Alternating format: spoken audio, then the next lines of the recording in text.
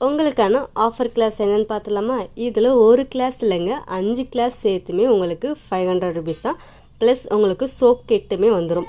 என்னென்ன கிளாஸ் வரும் அப்படின்னா, melt and pour method, cold process, lip scrub, lip balm, gel making, இந்த 5 கிளாஸோடு சேர்த்து இந்த சோப் கிட்டும் உங்களுக்கு ஃப்ரீயாக வந்துடும்.